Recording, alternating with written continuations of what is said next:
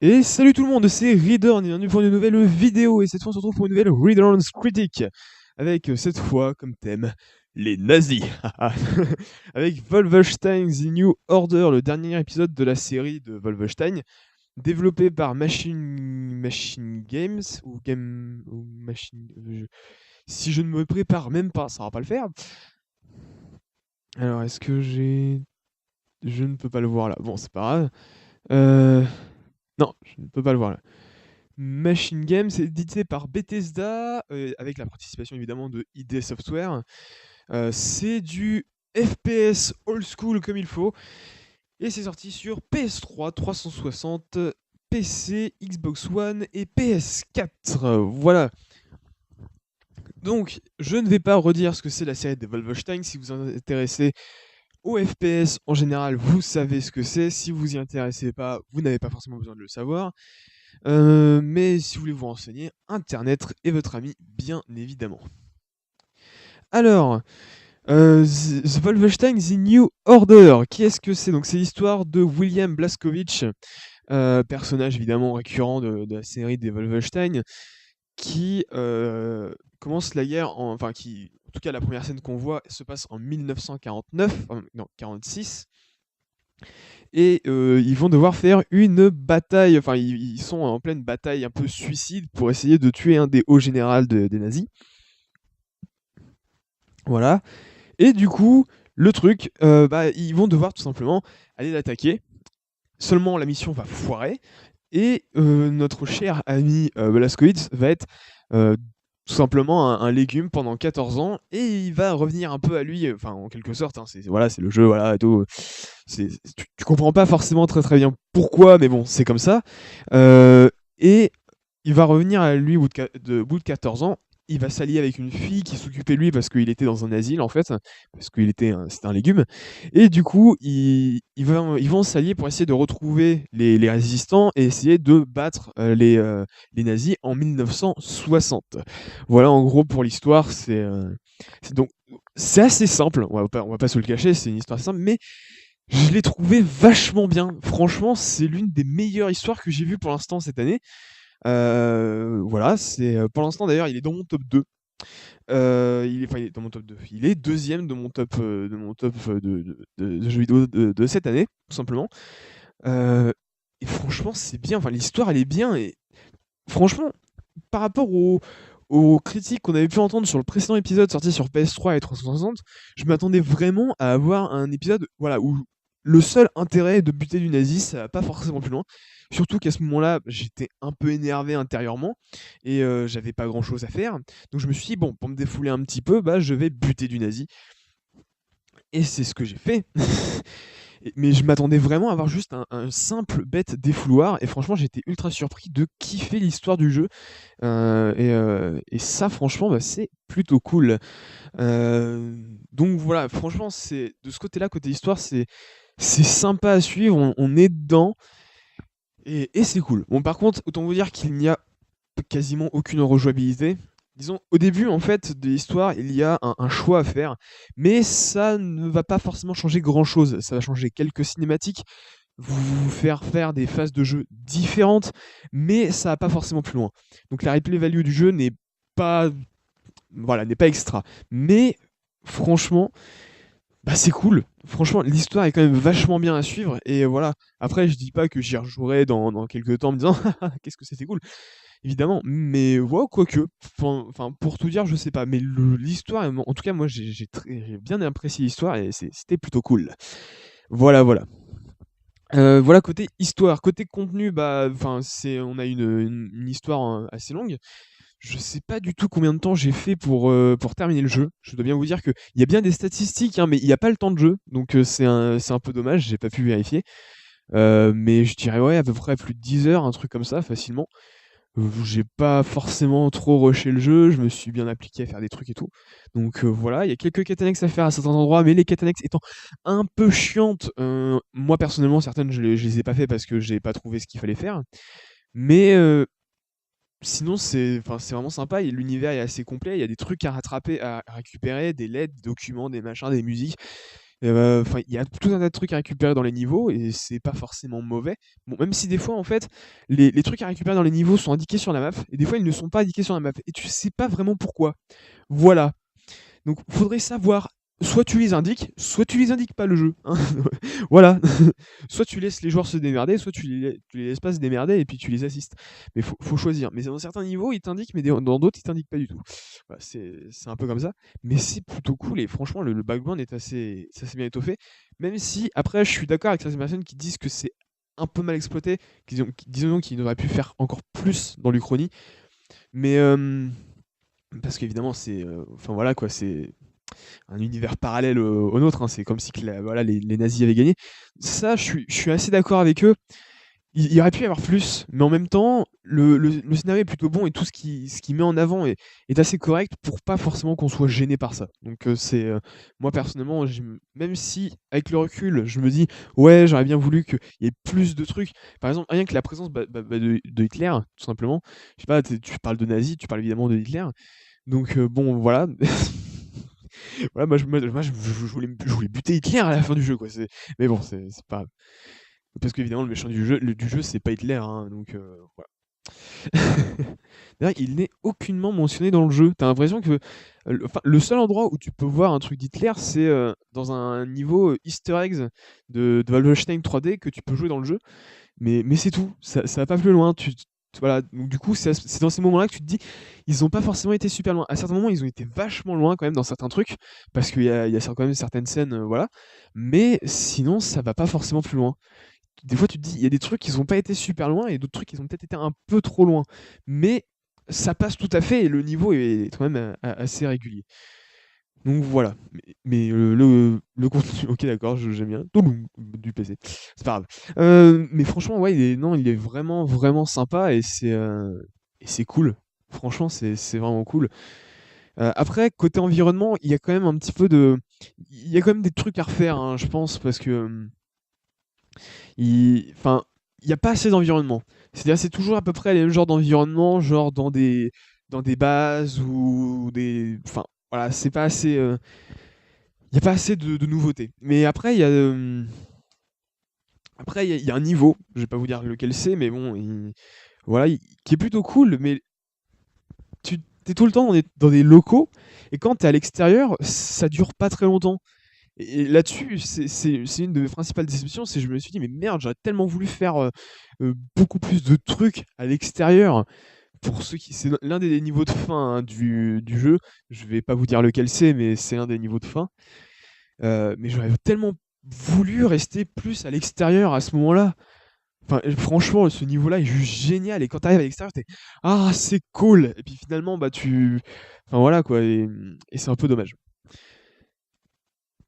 Donc voilà. Après, côté OST, eh bah, c'est du bon. La musique est très bien, même si à certains moments, elle a l'air d'être un peu inexistante. Mais quand elle est là, elle sert très très bien le jeu. Et ça, c'est super cool. Euh, Après, graphiquement, c'est ni beau ni moche. Il y a des trucs, c'est beau, les visages des personnages est cool, mais c'est à peu près le seul truc parce que le reste, c'est juste des putains de textures. En fait, il y a une base dans le jeu où voilà, vous allez devoir aller plusieurs fois pour différents trucs, pour faire avancer l'histoire. Et sur les bureaux, il y a des feuilles et des stylos, mais c'est une texture. Le stylo, c'est une texture sur le bureau. C'est légèrement dégueulasse. Après, voilà, il y a des trucs et tout, mais c'est assez dégueulasse. Faut pas se le cacher. Mais après, ouais, les personnages sont bien modélisés et tout, et voilà, les environnements sont plutôt cool, et donc voilà. Après, il y a aussi des. Et aussi, maintenant, on va parler du côté technique du jeu. Enfin, technique du jeu. Euh, alors, il y avait des personnes. Alors, j'ai vu sur des tests qu'il y en a qui disaient que le jeu était linéaire. J'ai vu sur d'autres tests qu'il y en a que le jeu disait qu'il n'était pas trop linéaire. Le jeu est linéaire, même s'il donne plusieurs embranchements, mais c'est tout le temps fermé, hein. Voilà, c'est ce qu'il faut se dire. Mais c'est un FPS, bordel de merde. Faut vous mettre ça dans le crâne, les gens. Un FPS, c'est ça. C'est pas autre chose, hein. Faut y réfléchir. ceux qui disent que c'est linéaire. Et ceux qui disent que c'est pas linéaire, d'un côté, ils ont raison aussi, parce que il y a plusieurs embranchements. On peut essayer de passer par des conduits ou des trucs comme ça. Enfin, on a plusieurs chemins, mais dans un sens, c'est quand même assez linéaire quand même. Donc bon, voilà, mais t'as des zones où c'est pas forcément linéaire et voilà, mais la plupart des niveaux sont linéaires. Mais avec plusieurs embranchements, côté chemin, etc. Voilà, voilà. Et puis bah, c'est tout en fait. Voilà, c'est du côté en tout cas des environnements. Malgré tout, il y a quand même quelques petits défauts légers, quelques petits bugs de collision, voilà, quelques légers problèmes d'hitbox à certains moments. Euh, et aussi quelques petits sauts d'image et de son lors des cinématiques, parce que moi j'ai joué sur PC, et il y a quelques petits sauts de son et d'image lors des cinématiques. Sinon, le jeu techniquement est vraiment pas mauvais, il est nerveux, on est dedans, l'histoire est sympa à suivre. Il est franchement cool, c'est pas un jeu qu'on va dire d'inoubliable, comme je vous l'ai dit, il est deuxième dans mon top 10 des jeux de l'année pour l'instant, mais on est qu'en mai, hein, et au moment où je fais cette critique, Watch Dogs sort demain, et il y a pas mal d'autres jeux qui vont sortir, Far Cry 4, Assassin's Creed Unity, et Batman, et j'en passe. Donc il va obligatoirement descendre. Je pense, s'il baisse pas, c'est que franchement, le niveau des jeux de cette année était vraiment pas terrible. Mais voilà, l'année n'est pas terminée. Et même si pour l'instant, il est deuxième de mon top 10 des jeux de cette année, il y a de fortes chances qu'il descende au fur et à mesure de l'année. Donc voilà. Mais c'est un bon jeu bien sympa que ceux qui le critiquent, en fait, ne savent pas vraiment ce que c'est un bon jeu sympa, quoi. Et certainement qu'ils en entendent trop. Par exemple, le fait que dans certaines critiques, il y ait des personnes qui disent que ouais, le fait que ça soit des points de vie et non justement, enfin, qu'il faut rechercher des trousses de son, des trucs comme ça les fait chier. Enfin voilà quoi, c'est un peu n'importe quoi. Les gens étaient totalement de mauvaise foi sur ce jeu juste parce que le précédent était mauvais d'après les dires. Parce que oui, j'ai pas joué au précédent, même si j'avais bien aimé la démo étrangement. Donc voilà, mais ouais, enfin, quand tu vois ça, tu te dis, mais merde, attends, ils sont cons, ceux qui ont fait le test de jeu ou quoi là?